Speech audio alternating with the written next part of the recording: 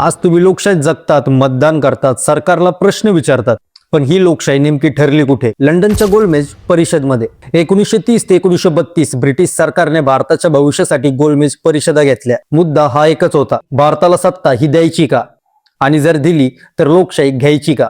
Winston चर्चिलचा ठाम विश्वास होता, भारत लोकशाहीसाठी तयार नाही.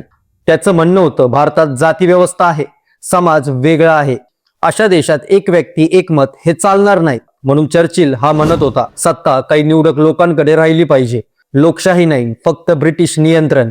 आणि त्याच परिषदमध्ये डॉक्टर बाबासाहेब आंबेडकर हे उभे राहिले, भावनेने नाही, घटनात्मक बुद्धीने. आंबेडकर म्हणाले, लोकशाही ही फक्त शासन पद्धतीची नाही, ती सामाजिक जीवनशैली आहे. जर समाजात समानता नसेल, न्याय नसेल, तर स्वातंत्र्य हे दलितांसाठी गुलामगिरी ठरेल.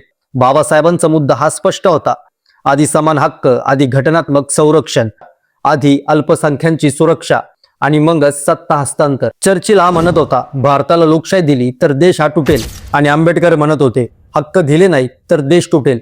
मित्रांनो, हा वाद नव्हता, हा भारताच्या भवितव्याचा निर्णय होता. आता चर्चिलने आंबेडकरांबद्दल काय म्हटलं?